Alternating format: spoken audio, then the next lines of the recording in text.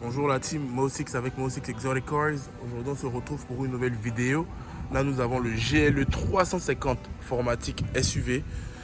Eh bien, restez surtout branchés jusqu'à la fin parce que nous allons faire une prise de journée, une prise de nuit pour vous montrer à quel point cette voiture est tout simplement très jolie durant la nuit avec les nouvelles configurations que Mercedes a pu apporter. Comme vous pouvez le voir, on a un nouveau design extérieur.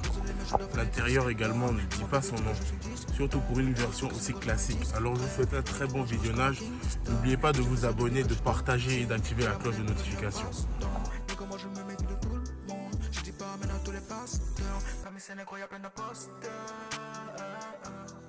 Indépendant, pas besoin d'assistant, non, non. Edit des millions, j'étais posté. Et je connais toutes tes chansons.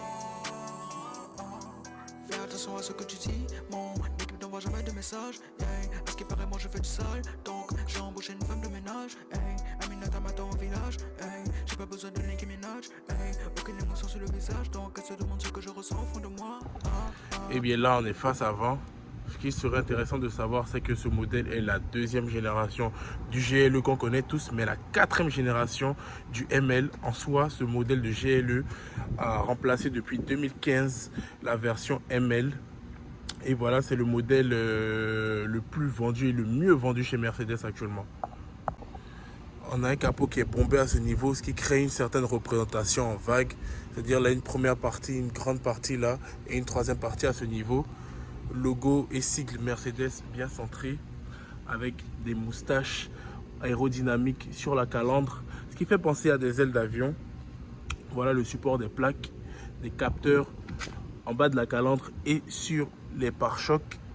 Caméra périmétrique bien sûr. Et ce qui est particulier avec cette caméra, c'est qu'en position de stop à un feu tricolore, elle aura tendance à lire le feu tricolore justement en question, ce qui va vous donner une vue intérieure grâce au tableau de tout ce qui se passe à l'avant.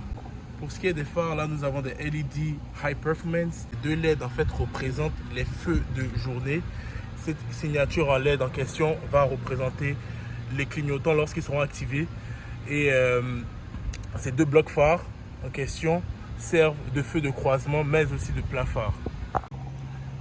Ce que je respecte énormément chez Mercedes avec leur dernière génération GLC, GLE, c'est que la différence se verra juste à l'arrière, c'est-à-dire ils vont garder cette même face avant, mais lorsque tu vas faire un tour global du véhicule, eh bien tu vas te rendre compte de la différence si c'est un modèle standard SUV ou un modèle coupé. Du coup voilà ce qu'on a un peu de ce qui est design extérieur.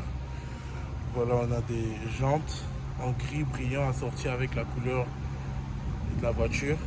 Mais bon, elles sont un peu sales, ce qui laisse à penser que le propriétaire a dû se faire un tout petit peu plaisir en off-road. Mais bon, c'est pas le plus important. On a du 20 pouces. Ouh, attention. On a du 20 pouces. Assez costaud pour les virages, bien sûr, avec le système formatique.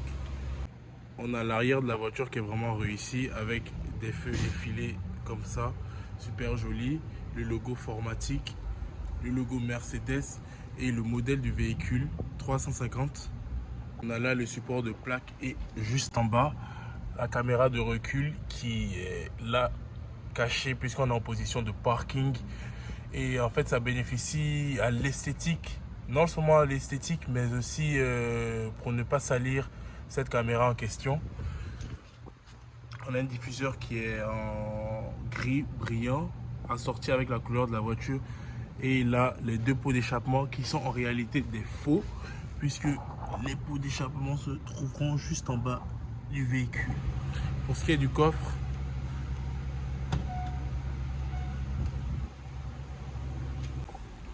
bon, le coffre, rien à dire, vraiment profond. Il va de 630 à 2055 litres avec les sièges avant pliés. On peut littéralement mettre tout ce dont on a besoin pour un voyage. Et la kit de crevaison, tout ce qu'il faut en cas de panne. Même s'il n'est pas forcément utile, on a ce marche-pied là pour garder ce côté SUV. Et voilà, hop, une fois. Et voilà, on est installé.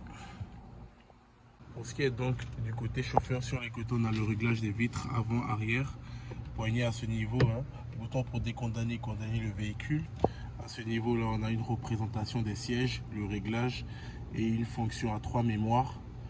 On a le chauffage et ventilation des sièges, et à ce niveau on a un bouton pour ouvrir le coffre. Donc pour ce qui est de l'intérieur, ce qui frappe directement à l'œil nu, c'est ce gros tableau là. En fait, cette partie va représenter le tableau de bord et cette partie va représenter le système d'infodivertissement, mais en réalité ils sont rattachés par un énorme tableau.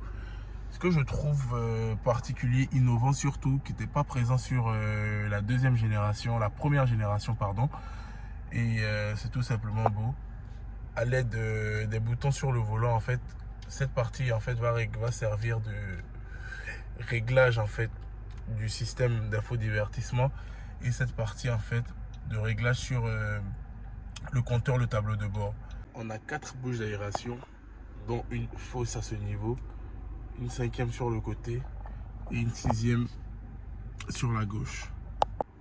On a voilà là des supports sur les côtés qui n'étaient pas présents sur l'ancienne phase, mais qui je trouve ça vraiment joli avec les LED intérieurs, à servir pour les, on va dire, les peureux en cas de grande vitesse, même si bon, nous sommes dans un 2 litres de 255 chevaux, une voiture assez lourde. Mais bon, après tu peux avoir justement de très bonnes sensations malgré son poids. Ce qui est après de mon expérience, c'est que j'ai plus l'habitude d'être dans des véhicules de sport, des véhicules qui font énormément de bruit, qui sont beaucoup plus rapides. Du coup, voilà, les goûts et les couleurs ne se discutent pas. Je poursuis donc. Et là, de super LED intérieurs qui font le tour de la voiture. Voilà pourquoi il est important de rester jusqu'à la fin, puisque je vais vous faire un tour la nuit.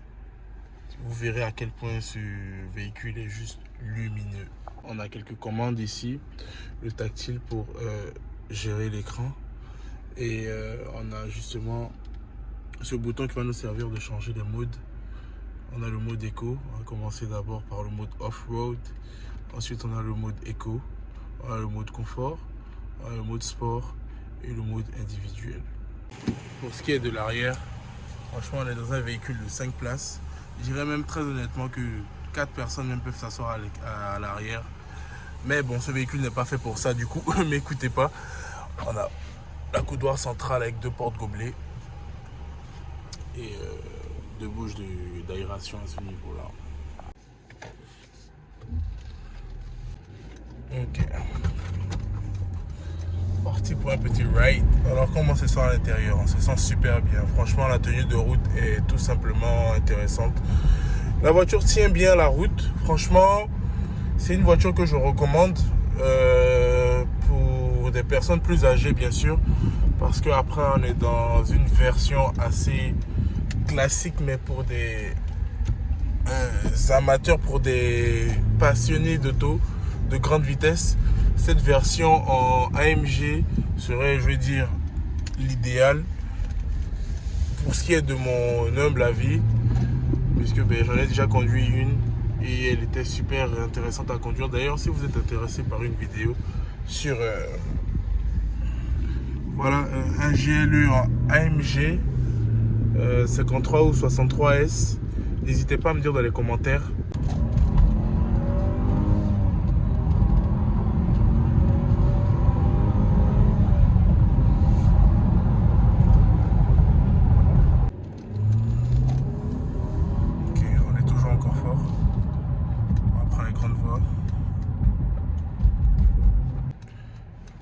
Clignotant toujours, les amis.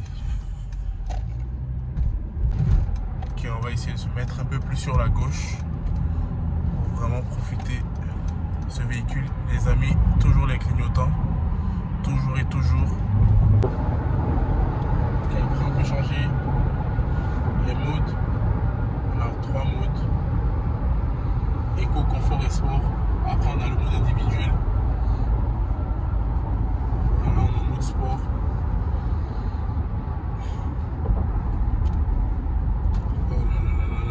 Les chauffeurs du Texas, les chauffards plutôt même du Texas. On a un décollage qui est plutôt lent, mais bon, ça se comprend à cause du poids de la voiture. Un 0 à 100 qui se fait en 7 secondes. Dans un modèle de le GLE 350. Ça fait environ 255 chevaux pour 273 Nm. Voilà, on a un capteur sur le rétroviseur. Lorsqu'une voiture est un peu trop proche de toi, ça te signale, ce qui est très intéressant. On rappelle bien sûr qu'on est en ville, on ne va pas aller en grande vitesse. Et franchement, c'est très agréable à conduire. Alors, on va pousser un peu plus, voir ce que ça donne. Un démarrage un peu lent, malgré le fait qu'on soit en sport. Mais bon.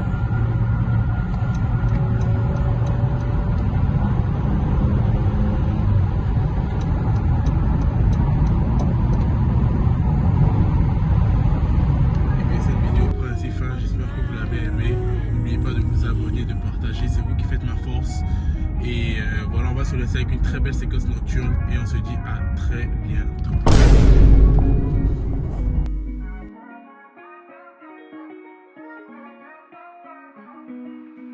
Trop de rageux sur mes côtes, je peux plus compter mes fautes. Fils y'a toujours un traître, comme dans les 12 apôtres. Me parle pas de ton ex, bébé, de toute façon je suis pas ton ex. Bébé, elle me dit Ving, ça je veux du sexe. Bébé, 3 ans plus tard on s'est next. Bébé, trop de rageux sur mes côtes, je peux plus compter mes fautes. Fils y'a toujours un traître, comme dans les 12 apôtres. Me parle pas de ton ex, bébé, de toute façon je suis pas ton ex. Bébé.